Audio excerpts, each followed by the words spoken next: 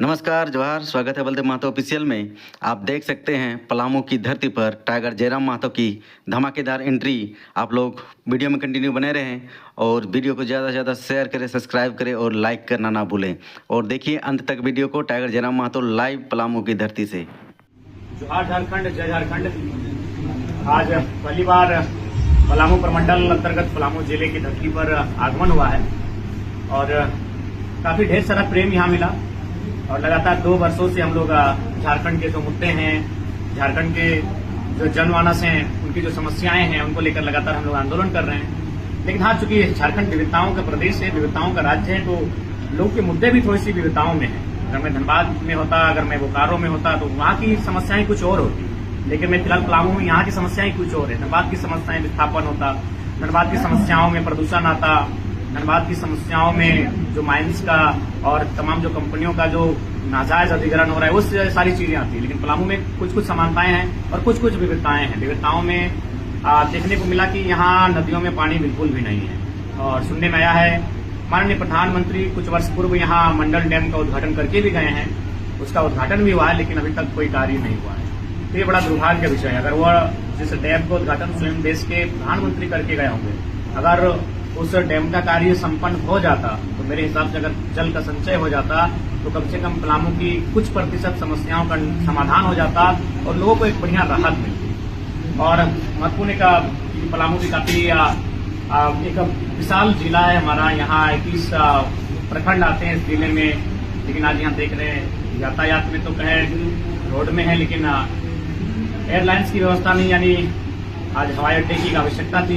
देवघर की अगर आप बात करें तो काफी छोटा जिला है पलामू की अपेक्षा, लेकिन वहाँ के सांसद, वहाँ के जनप्रतिनिधियों ने लगातार आवाज उठाई और देवघर को सौगात मिली। लेकिन यहाँ के जनप्रतिनिधि पता नहीं मौन रहने के कारण आज कहीं न कहीं एयर जो सुविधा है, हवाई सुविधा भी आज पलामू को नसीब नहीं हो पाई। तो मेरे हिसाब से ये बातें उठनी चाहिए। पलायन एक बहुत बड़ा विषय आ रहा है पलामू के क्षेत्र में। उस पलायन को रोकने के लिए जो यहाँ के जनप्रतिनिधि हैं, विशेषकर 5 जनप्रतिनिधि और एक सांसद के रूप में, यानी 6 जनप्रतिनिधि चुन के जाते हैं, तो उनका अपने अपने स्तर में, अपने अपने जो हाउस है, वहाँ विषय को गंभीरतापूर्वक रखना चाहिए। क्योंकि पलायन जिस प्रकार से और जिस तेजी से बढ़ रहा है, उससे इनकार नहीं कर सकते हैं। लेकिन उसके लिए आपके पास वैकल्पिक रास्ते क्या है?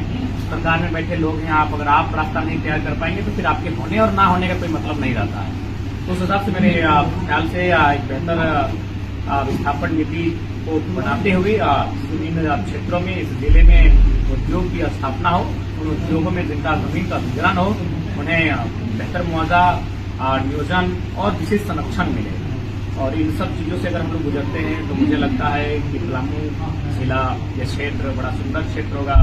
और जहाँ तक छात्रों की बात है, तो छात्र पलामू के रहे, धनबाद के रहे, सिमिलिटी है, समानताएं हैं, पेपर लीक हो रही है, समय पर इम्तहान नहीं हो रहे हैं। तो लगातार इन मुद्दों के साथ हम लोग लड़ रहे हैं और आगे भी लड़ेंगे। बाकायदा जो हम लोग राजनीति में कदम रखे हैं, इन्हीं मुद्दों को साथ रखे हैं और इन समस्याओं को दुरुस्त करने के उद्देश्य से ही रखे हैं। और अंत में यही कहेंगे कि अगर चाहे पलामू रहे या धनबाद रहे या गढ़वाल रहे या लातेहार रहे या रांची जमशेदपुर रहे, यदि झारखंड अलग करने का उद्देश्य साकार हो चुका है तो बिल्कुल हम लोग नए दल हैं, हमें वोट बिल्कुल ना करें। झारखंड अलग करने का उद्देश्य क्या था, एक बार अध्ययन करने की आवश्यकता है।